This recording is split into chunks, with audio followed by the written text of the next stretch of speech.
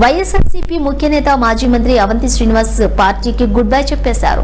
YCP పార్టీకి సభ్యత్వానికి భీమిలి నియోజకవర్గం సమన్వయకర్త పదవికి అవంతి రాజీనామా చేశారు. రాజకీయాలతో కుటుంబానికి కూడా దూరంగానే ఉన్నానని, వ్యక్తిగత కారణాల దృష్ట్యా రాజీనామా చేస్తున్నట్లుగా వెల్లడించారు. కొంతకాలంగా రాజకీయాలకు దూరంగా ఉంటానని, ఎవరి మీద విమర్శలు చేయాల్సిన అవసరమైతే లేదన్నారు. ప్రజలకు అనేక పథకాలు ఇచ్చినప్పటికీ, అభివృద్ధి చేసినప్పటికీ ఎందుకు ఇలా జరిగిందనేది విశ్లేషణ చేసుకోవాల్సిన అవసరం కూడా ఉందన్నారు. స్థానికంగా ఉన్న వారిని కాకుండా పైన ఉన్న వారిని చూసి నిర్ణయం తీసుకున్నారని భావిస్తున్నట్లుగా వ్యాఖ్యలు చేశారు.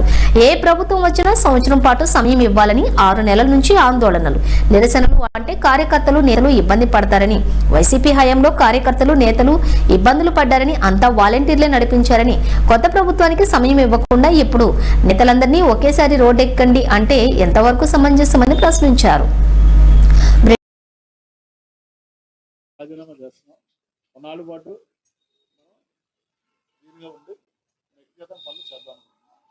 నేను ఎవరిని విమర్శించదలుచుకోలేదు.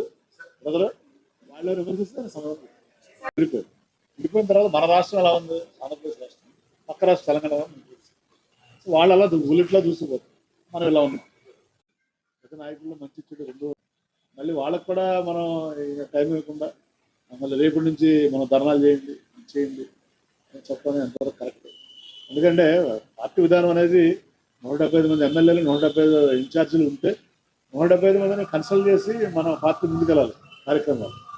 అంతేగాని ఏదో మన బ్రిటిష్ గవర్నమెంట్ రూల్ చేసినట్టు బ్రిటిష్ వాళ్ళు చూడండి, వాళ్ళ డెసిషన్స్ అని అక్కడ తీసుకునేవాళ్ళు, అక్కడ లండన్లో తీసుకుని ఆ డెసిషన్ మనకి పంపిస్తే ఇంప్లిమెంట్ చేసేవాళ్ళు.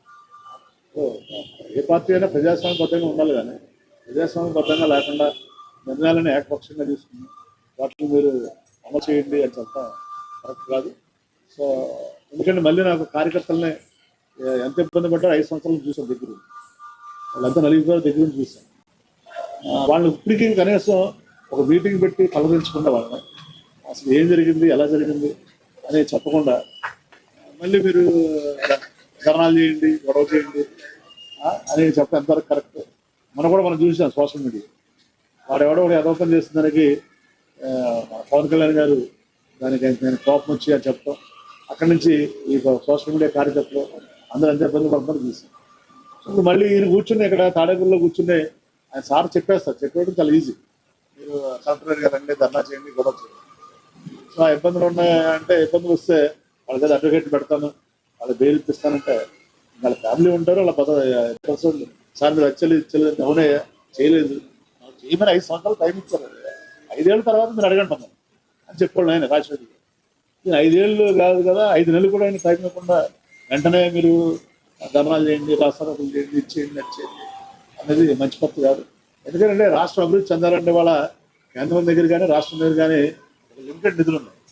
పెట్టుబడులు రావాలంటే ఏంటి, స్థిరమైన ప్రభుత్వం ఉంటేనే పెట్టుబడులు వస్తాయి. మనం కూడా చూసాం పక్క రాష్ట్రం తెలంగాణ. అదే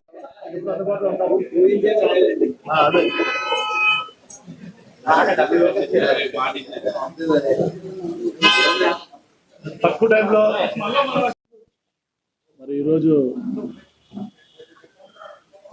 మీ అందరి దగ్గరికి రావటానికి ఎలక్షన్స్ తర్వాత ప్రధాన కారణం ఏంటంటే, మీరందరూ చూస్తున్నారు రాష్ట్రంలో 5 సంవత్సరాలు జరుగుతున్న పరిస్థితులు, దాని రిజల్ట్, దాని ఫలితం, అలాగే రిజల్ట్ అయిన తర్వాత కూడా జరుగుతున్న పరిణామాలు అన్నీ కూడా మనం